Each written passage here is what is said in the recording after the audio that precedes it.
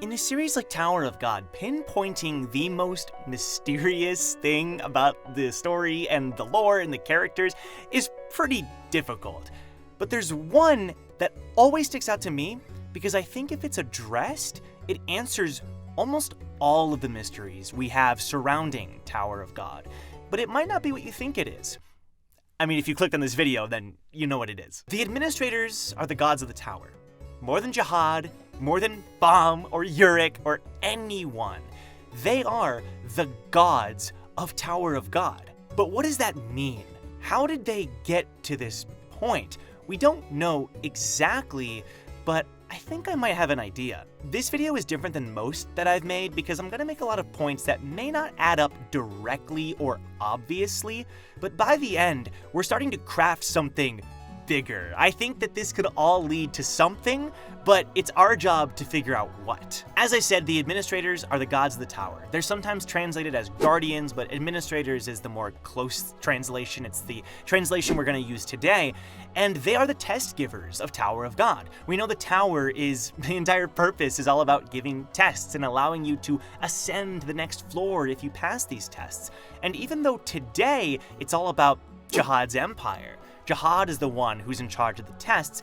It didn't used to be that way. It was all the administrators. When Jihad first entered, it was Hedon that gave them their first test, and then the second floor, and then the third floor. It was all the administrators' tests. Now, through Jihad's king contract, he's now the one that's taken the reins and he now gives the tests, but the administrators still have supreme authority over them. And in fact, if an irregular wishes to, they can choose to not take Jihad's test and instead take the administrator's test. So even though Jihad is the one who's evidently in charge, the administrators still have supreme control. They still are their own gods, and that's evident too because they're the gods of Shinsu. You cannot use Shinsu on a floor unless you make a contract with them. Administrators are these massive, intimidating creatures that can shape-shift, and they don't ever really fight, but we know from Enryu's fight with the 43rd Administrator that even in combat, it's impossible to kill an Administrator unless you're Enryu. Let's talk about Shinwei now. Shinwei means roughly divine sea fish.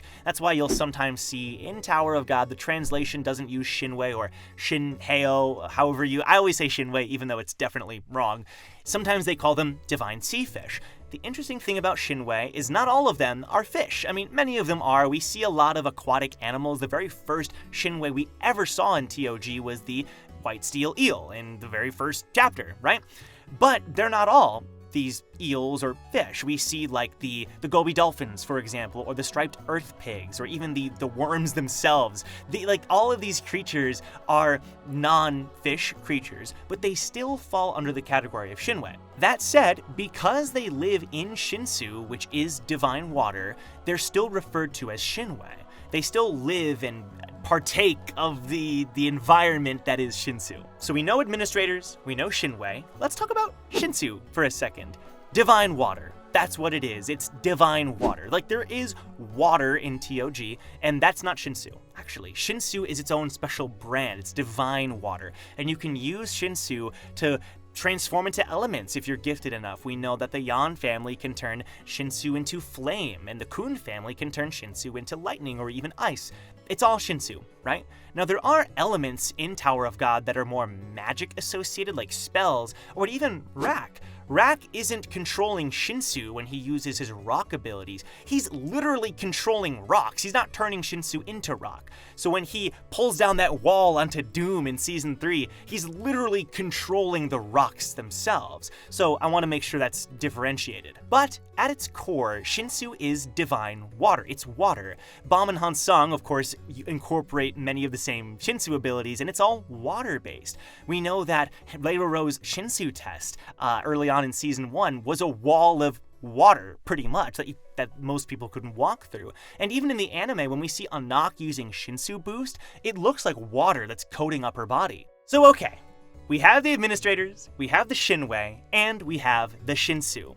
It's pretty easy to see how these are all connected. But there are a few other things I also want to tack onto this. The first one being the positions themselves of the tower. These positions were created by Jihad and his companions to fight Shinwei. Shinwei were the sort of primary challenge that they faced, the challenges that they faced as they climbed the tower, and they developed these positions to better combat these like monstrous creatures. The main one that I want to bring up is fisherman. It's the most sort of obvious role that relates to this water theme we're going for. Another interesting thing is the sobriquets of the tower. These are nicknames that rankers can acquire upon becoming rankers, especially as they get higher and higher rankings. They start to get encouraged to get a sobriquet. Most of them are fish related. You know, Jihad's is like king of the tower because he's special and all that, but we know Edwan's is the blue marlin, right? And REA Hans is the white oar. These nicknames, and I'll show a list of some of them here, Yuri's being the black snakehead, like these are all aquatic related.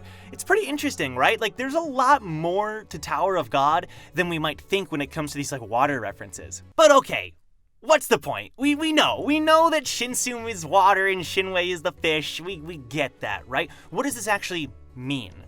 I want to make another point about Hedon. Hedon being the first administrator of the tower, the administrator of the first floor. He is, in some words, and even talked about in the story, as the true god of the tower. And the interesting thing about Hedon is, unlike the other administrators who are more beastly and monstrous, he is bipedal, right? But he's also a shark. And if you look at all the other administrators, it's not exactly news that they are also fish. The administrators, in other words, are basically Shinwei.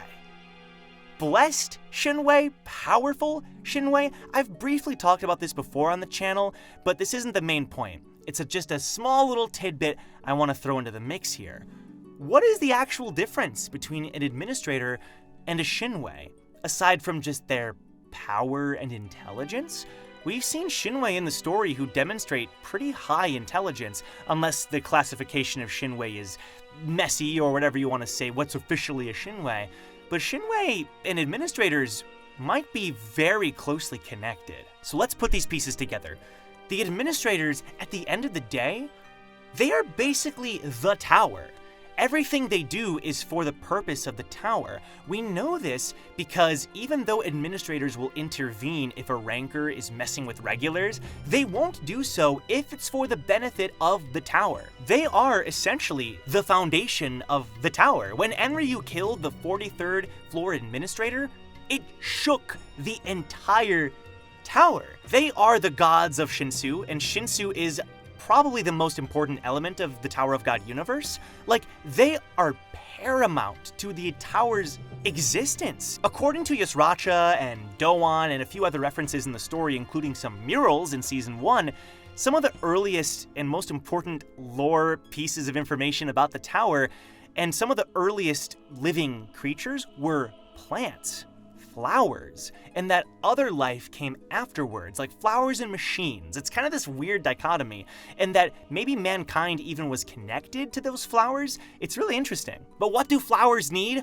Water. Like, flowers are like mostly water. Like, flowers are like, it's one of those things that's hinted at by SIU that is also deeply connected to this water theme. And we know that Shinsu is water, and to control Shinsu, you have to make a contract with the administrators. Shinwei are the fish that inhabit the tower, and the administrators are basically giant versions of it, even Hedon being like a shark, rabbit creature thing. But even more so, administrators have complete control, even outside of just Shinsu control.